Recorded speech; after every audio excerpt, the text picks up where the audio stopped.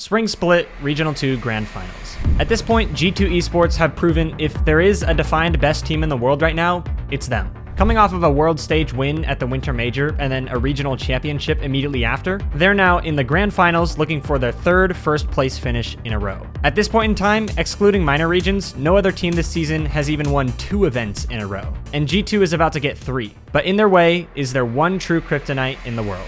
G2 has beaten every other top 10 team in North America at this point, all of them except for version 1. All 3 times this matchup has happened this season, G2 has walked away with the loss. So what better time to have this matchup again than the Grand Finals? If you've been keeping up with the RLCS, you already know that G2 ends up taking down their kryptonite and winning their 3rd event championship in a row. But how exactly do they do it? G2 start off game 1 with a standard kickoff goal. Possession goes directly to JNAPS and they take advantage before either team establishes a normal rotation sequence. The following 2 minutes is mostly a stalemate, with both teams spending a little time on offense but nothing too dangerous happening. Until out of nowhere, in V1 fashion, they score from a quick play starting around the midfield. That was tough to do. He had to come across the opposite side of the ball. Beast mode sets this up for Calm. Redirect! What a shot from Calm!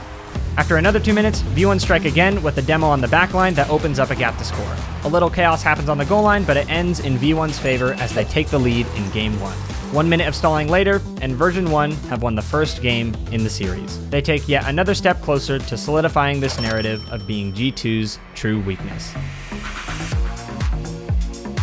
Game 2 starts off with G2 striking first again. A missed challenge from Beast Mode combined with slight aggression from Torment means an easy open net for G2 without much work. But just like in game 1, V1 bounces back 2 minutes later with, yet again, a demo on the backline to open up a gap to score.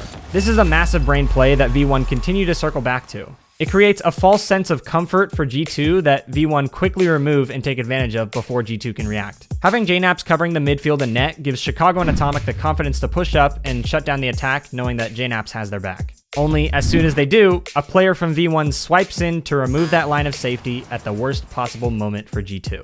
They go from being completely comfortable to being in an extremely dangerous position in the matter of 1 second.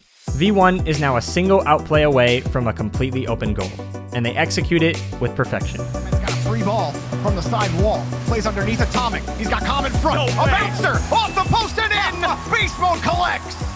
Starting at 1:15 on the clock, G2 begin one of the most beautiful displays of pressure I've ever seen. Atomic takes advantage of a soft clear from Torment. Then he sends a softball directly toward net where Chicago aerials to follow up for a more deadly shot.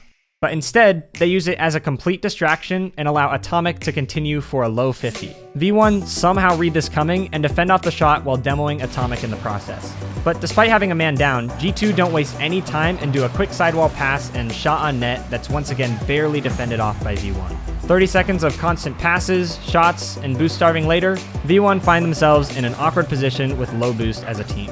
And all it takes is a finish from JNAPS to earn G2 their lead back. To an open net, but here comes JNAPS. He gets it over the top of Torment. And Game 2 ends with a garbage time goal after V1 get over-aggressive trying to tie it up again. And with that, the series becomes tied up 1-1. For the 3rd game in a row now, G2 score first, setting the tone in their favor.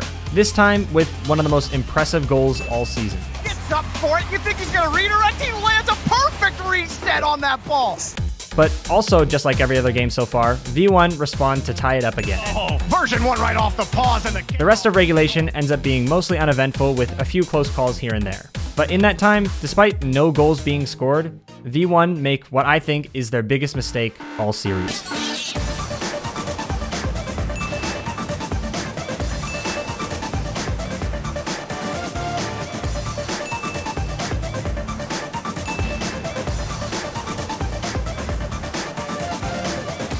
The amount of backline demos they go for in this time draws up a huge red flag. And unfortunately for them, the timing doesn't really connect and they aren't able to take full advantage of any of them. So as time runs out, we head into overtime. And G2 looking to end it early, keeping the pressure up, but Chicago elects to rotate back. Chicago cuts off the angle again. Atomic playing close. Ball deflected by Beast Mode. JNAPS off the corner. Light shot taken away by Beast Mode. JNAPS again. Trying to set something up, but Calm gets in the way this time. No one's in this overtime either. Beast Mode popping this one up. Atomic gonna try to get set up. Got the reset. Back to Chicago. Up high. JNAPS in the air. Here it is. It's a shot blocked by Beast Mode, and the demo's opened up the back door. Foot race. And Beast Mode After a ridiculous amount of backline demo attempts from V1, one of them finally comes through just as they were hoping. The constant pressure strategy that earned G2 the winning goal last game ended up backfiring in the result of this one, and that puts them once again down in the series against version 1. But at this point, V1 had shown their hand. They'd been building almost every single successful attack on the foundation of bumping G2's last defender. And that only works as long as G2 is caught off guard by it. So now that G2 was aware, it would be a whole different story. Game 4 was not like the others. It was time for G2 to test out a response to this key play that V1 had been emphasizing so far. Tom gonna win this challenge, and G2 has to race back to the orange. Still trying that small ball game. Now that they were aware, it became so much more difficult for V1 to connect on those bumps and demos. The last defender for G2 was dodging them almost every time. And when they didn't, their rotation now heavily weighed on backing each other up instead of leaving their third so isolated. Almost like having two players in the third man position in some moments. All it took this game was a single goal from a defensive mistake from V1. G2 took the lead and held it together the whole match in an extremely low scoring game. Version 1 was now in trouble. Once G2 is rolling in momentum, they are one of the hardest teams in the world to stop. JKnaps forcing double commits, making the defense work, Atomic sweeping through to starve boost and disrupt the defenders, and Chicago the leading goal scorer for G2. It's a combination that has very few weaknesses, especially when they already know your exact game plan. And it really starts to show in this 5-0 victory in Game 5. Now Atomic sweeping across, playing lead block. Chicago got the 50! And beast mode. Got the double.